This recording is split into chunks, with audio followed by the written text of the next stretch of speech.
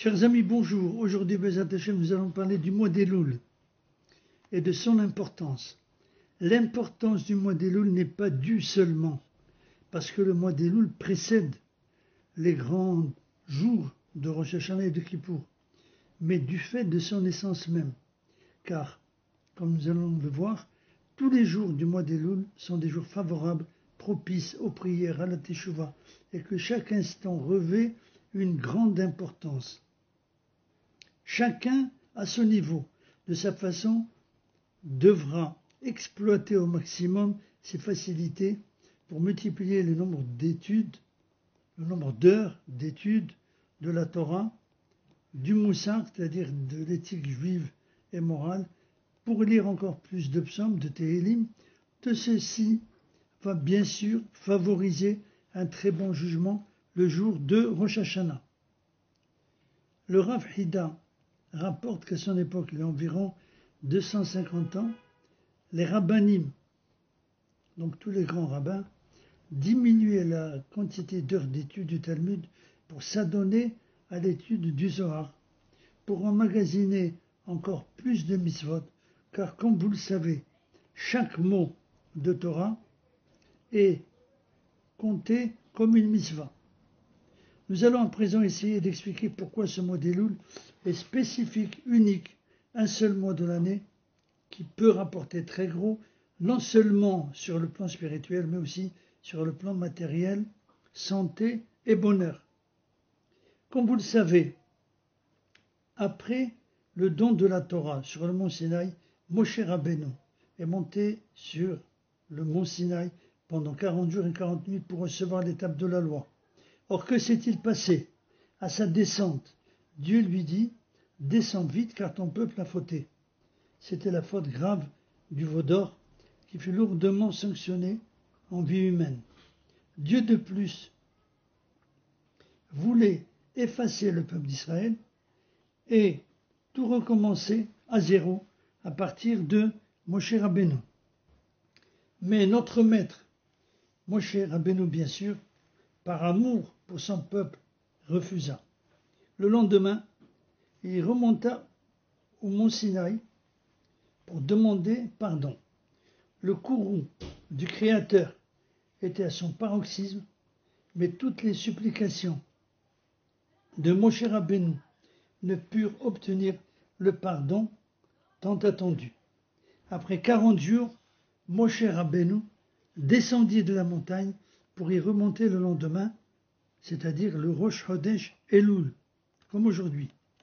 Pendant ces 40 jours, Dieu, après insistance de son serviteur bien-aimé Moshe Rabbeinu, après de nombreuses prières et discussions avec le Créateur, put enfin obtenir le pardon et redescend le 10 Tishri avec un message divin bien clair, Salahti Kidvarecha, c'est-à-dire j'ai pardonné ta faute.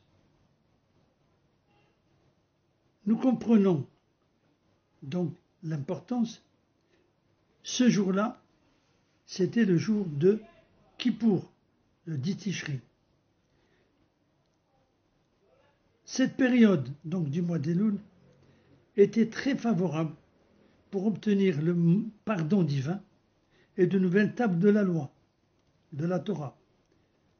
C'est ce que rapporte l'auteur du livre Haye Adam, qui explique que depuis que le peuple juif a reçu la Torah, cette période est désormais ancrée dans notre mémoire comme unique de toute l'année. De plus, nos sages expliquent que chaque année à cette période, une grande miséricorde est éveillée dans le ciel, ce qui fait que tous ces jours sont des jours favorables où la prière est agréée beaucoup plus facilement que tout le reste de l'année. Il faut bien sûr en profiter. De plus, le fait que le mois d'Elul précède aussi les fêtes de Rosh Hashanah et de Kippour, il est en soi une préparation pour arriver fin prêt au jugement divin de Rosh Hashanah. Or, Dieu aime son peuple et ne recherche que son bien. Et il veut que notre jugement de Rosh Hashanah soit favorable.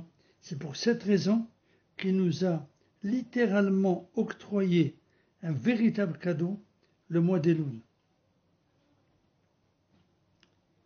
Par rapport à tous les autres mois, ayant compris le sens du mois d'Elul, à tel point que le sabbat de Kelm disait que c'est une période de convalescence et de renouvellement pour l'âme de chacun de nous.